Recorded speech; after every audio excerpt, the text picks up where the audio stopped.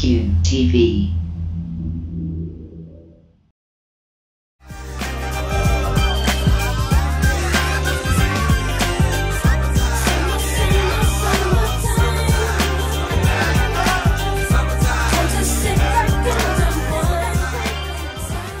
We're here live with QTV. I'm Travelin Matt, your Q-Bar diplomat. We're chilling here live in the Platinum Suite, and I'm here with the magnificent Jazzy Jeff and Skillz, formerly Mad Skillz, but not Mad no more. How you guys doing? Good? Good. I know you guys have been on an extensive tour of Asia. We are happy to have you back here once again. It's like your fifth time here in Bangkok. Yeah. And you know, every time is always a pleasure to have you guys, especially here at Q-Bar. We call this segment 3 the hard way with Travelin Matt. We'll give you some questions. First one, you guys have been on an extensive tour of Asia. You know, what are some of the 3 of the more memorable cities you've been in right now? Wow, 3 of the more memorable cities. Well, we just left Bali, which was beautiful. It probably would have been the most memorable if we'd have had a longer time to stay there. We kind of got in, you know, at sunset and, you know, ended up doing a show and left early in the morning. But what we saw was very beautiful. People were receptive and had a good time. That was definitely one. I would say Hong Kong was a good one. That was the beginning. What happened there?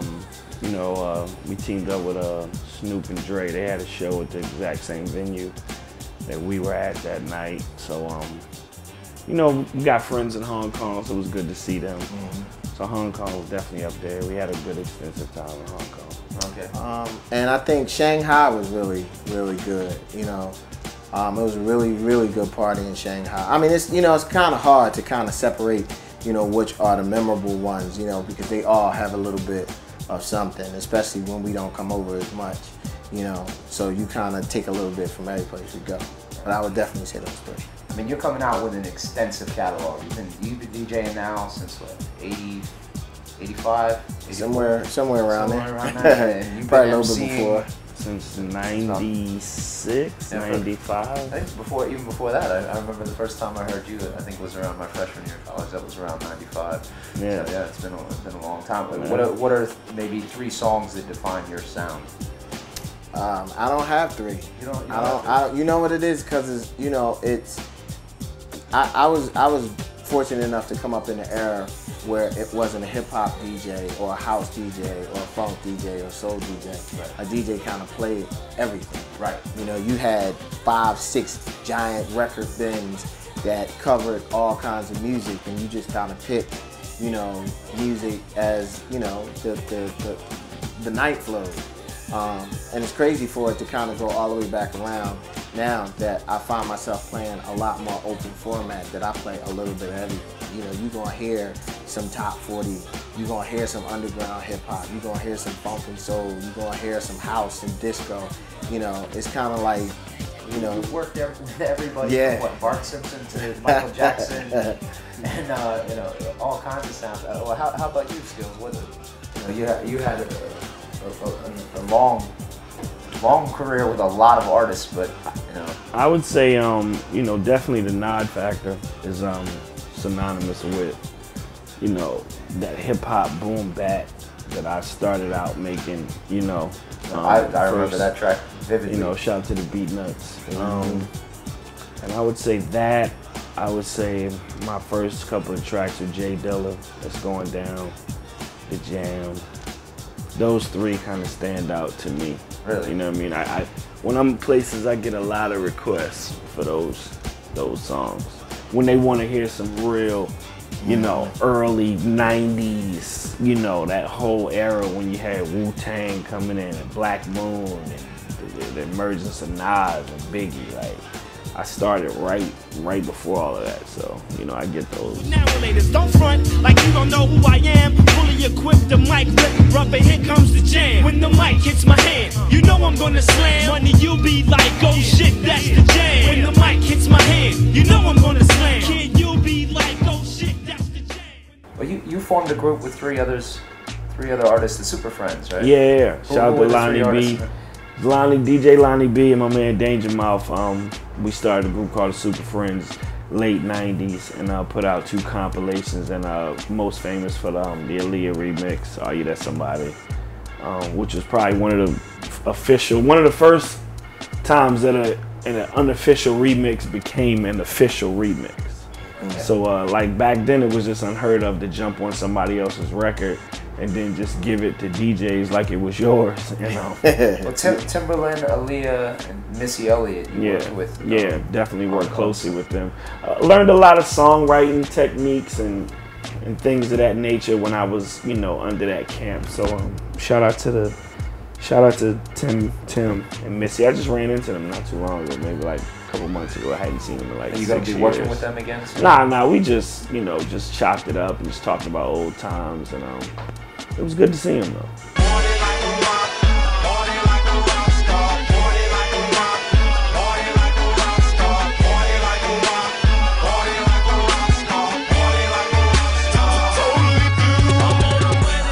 Did you even think of 3 things you might be doing if you weren't DJing or MCing? No. No? I don't have anything. There is no plan B. There's no I don't have it, yeah. Failure's not an option. Nah. Well, I don't even think it was failure. It's just kind of like that this is what you're supposed to do.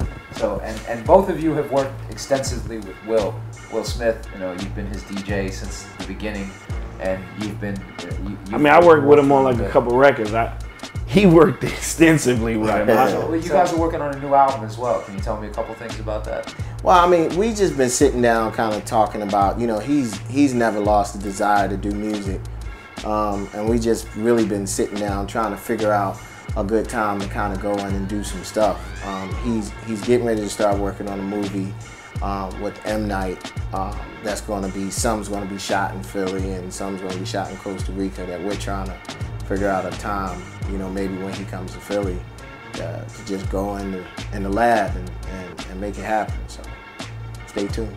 Well, you've told me that Bangkok's one of your favorite places in the world to tour. I mean, give me 3 things that you guys both love about Thailand so much. Well, I mean, you know what it is? It's kind of like, Thailand is kind of like, to me, the Vegas of the Far East. So, you know, it's really, you know, you get a lot of people that come over here that just want to have a good time. They want to just party. And whenever you have those kind of environments, you know, you don't get the people that just kind of stand around and look, or the people that just pay money to go to a party and just not really want to party. People come to have a good time. And I think that's one of the things that, you know, makes definitely Bangkok, or Thailand in general, just one of my favorite places to play.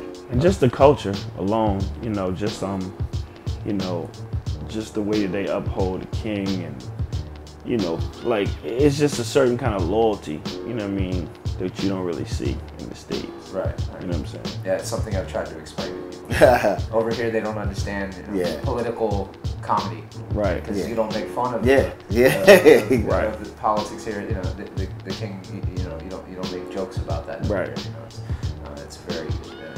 They really care here. Anything else you guys have to add about Thailand? I mean, it's, you know, it's just, you know, it's always great shopping and great sightseeing, and you know, like I said, it's, you know, growing up and, you know, watching movies and stuff, that you've seen a lot of these places, you know, like Thailand, and then being able to come and actually be here, you know, sometimes can get a little surreal, that you're kind of like, wow, you know, that's crazy. A little overwhelming. Yeah, like, I remember that movie, and I'm here. Well, anything you guys have to say to your Thai fans or anything before we start the party? I mean, we're gonna come to the party. Well, you know, probably by the time you see this, you'll miss the party, but we surely will be back very soon. Yeah. So if you haven't come and seen me and Skillz play, then you missed it, and make sure you don't miss it next time. Q-Bar, you already know.